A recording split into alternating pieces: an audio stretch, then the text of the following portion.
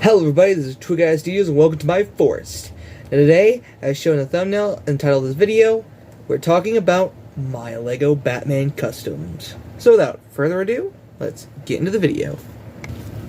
So my idea for Batman was, what if Robert Pattinson's Batman melded with Arkham Batman, with a hint of Batfleck, just a tasteful little pinch. So I used the torso from the Batman sets, but I painted over the bat symbol to make it more Arkham style. Also, instead of gold or yellow for his belt and the little symbols on his chest, I used bronze paint. It just fit the best to me. Also, as you can see, by just looking at him, I've added a crap ton of battle damage towards the suit. You can tell by just glancing at him. My God, this boy looks doity. Other details also include the Call of Duty knee pads as gauntlets, and the face I used was one of the face prints from the LEGO Batman movie. It was painted on. It's where the Batfleck comes in. So Joker was the easiest figure to make, just because I really did nothing to him. Like, for real, the second I saw the Penguin minifigure from the Batman sets, I just thought to myself, wow, that is the most Joker outfit I've ever seen. That's needed. That is very much needed on my LEGO figure. So yeah, all I did to the minifigure was just, besides anything else like the face and the accessories, was basically just the boots and wrapping them around and then giving them loose little puffball at the end that I made out of clay. And the gun I made as a reference to Batman Batman the Animated Series, where he tried copyrighting Joker fish. I mean, he's crazy enough to take on Batman, but he's not crazy enough to take on the IRS, you know? Like, I mean, you gotta make money somehow, and his was selling Joker fish. Sorry about the rain, by the way. Also, his head was mostly inspired by Gotham's Joker, but with a hint of the '89 Joker hairstyle specifically. But for real though, all I can hear is John DiMaggio's Joker whenever I look at this guy. Like legit. You cannot tell me this man would not be played by John DiMaggio. Also, a small detail I forgot, because I scripted this, is I actually forgot to mention that he has a smiley face pin on his hip there. Also, this is just there for some reason. I also forgot about that. Sorry about that. So Two-Face I have made exactly 3 times. Which, now that I'm really thinking about it, that must set off his OCD. Anyway, this is my newest version, and let's face it, literally, it's the best version of Two-Face that I've made in a very, very long time. So, I primarily made him red and black because I thought that would contrast nicely with the other 3 villains, but almost all of them have red to a capacity. So that kind of didn't work out for me. Now, they all still look very, very, nice, but I think if I do a part 2 of this, I would definitely pick a much different color palette, so that way they all kind of mishmash a bit better. Anyways, I went with a double-breasted suit look, because I just thought that looked kind of like a gangster, which he mostly is in most iterations, especially with my iteration. I will do a video kind of like that soon. I don't know when, but sometime. And I just thought it worked, and also I had black lines going down it because I thought it looked much more unique compared to the black suit he has on the other side of his body, which is much more normal looking compared to the uniqueness of this side of the suit. But my all-time favorite part of this goddamn thing is his face. I mean, just look at this thing. This is some of my best work yet. And it's like the only bit of the work, and it's only bit that I have not redone at all from any of these figures. There are parts that I've redone from each figure, except this part. And I just love it. I just seriously love it. So, this face was basically destroyed from a sharpening that I had done to it. So, what I did, essentially, is I took a bit of light gray, painted it over the face so it kind of match his skull, then painted a bit of light purple on there, and then put on little splotches of dark purple, and then just blobbed them, and then just like dabbed them off.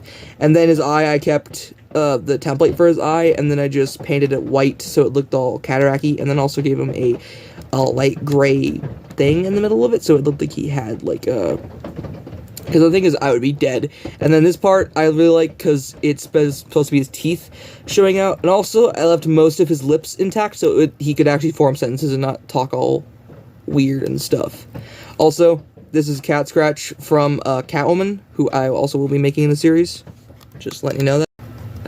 Terrain finally went down. Also, I used a chrome stud for his penny, for his coin. And then I just gave him a regular pistol. That's it, basically.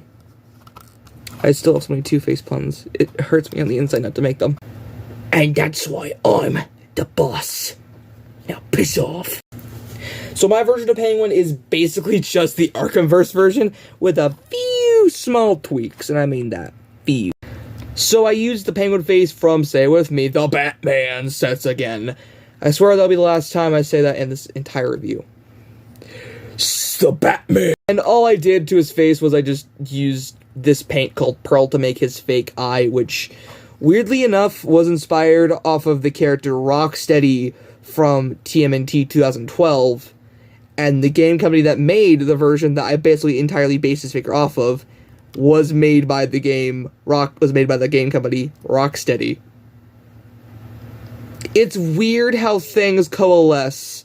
And I also gave him a double-breasted jacket alongside Two-Face, but I don't know, it definitely works for both of them, but there's this problem I've had with all the figures, and that's that they look kind of too similar.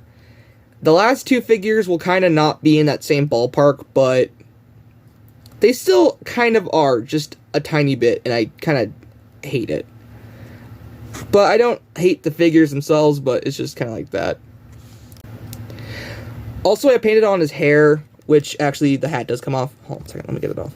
Hat does come off, and I did fully paint his hair because I imagine he would be balding. Like, he would still have all this kind of hair, but it's just balding.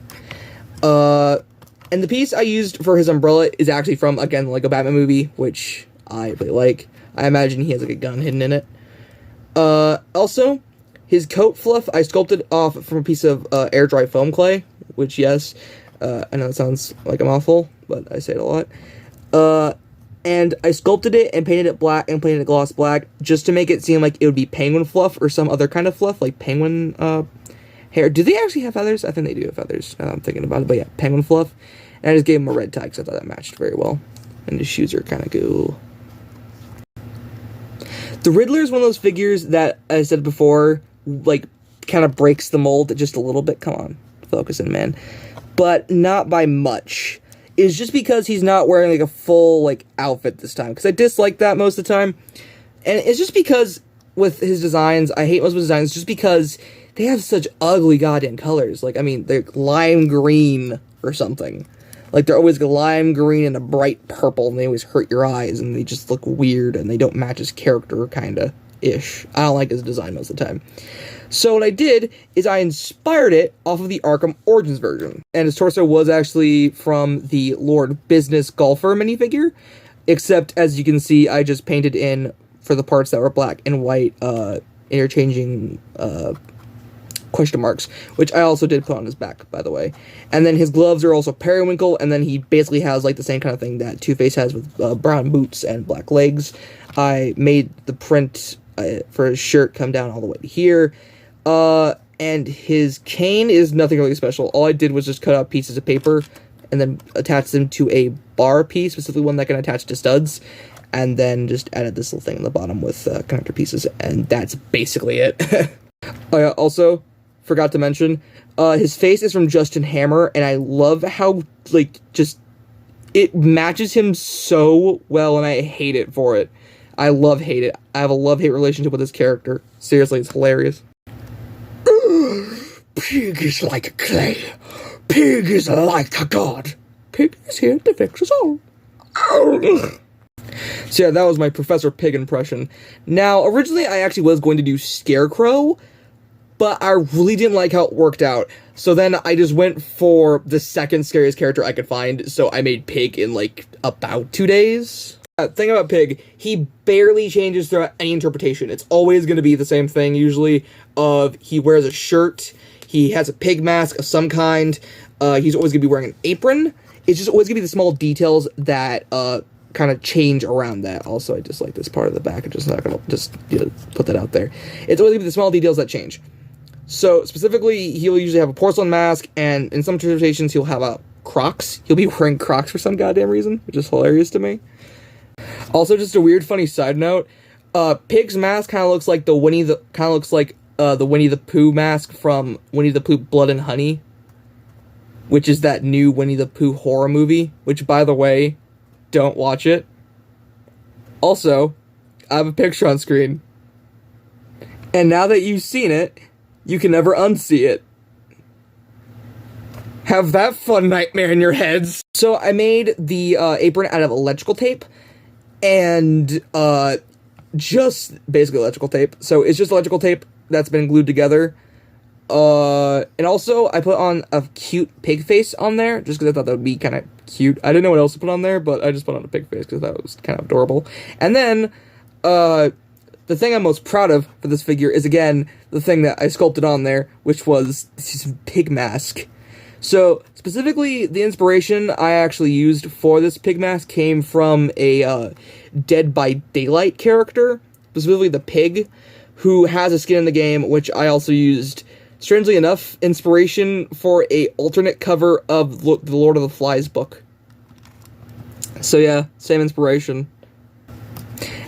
And how I painted it was I used a darkish pink color. I guess I wanted to say in the script medium pink, but that makes no sense. So yeah, medium pink is what I'll say. And then I mixed it with white and then used that same mixture in his ears and then used it to dry brush the entire thing to make it look dead.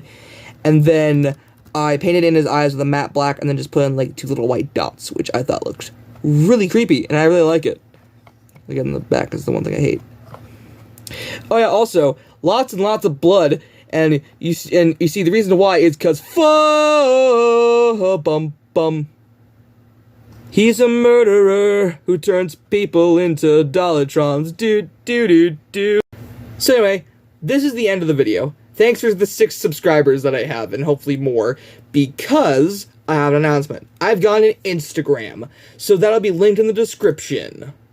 So please, now that I'm trying to be a bit more serious with this kind of thing, please like, comment, subscribe, and share. Now have safe travels. Bye.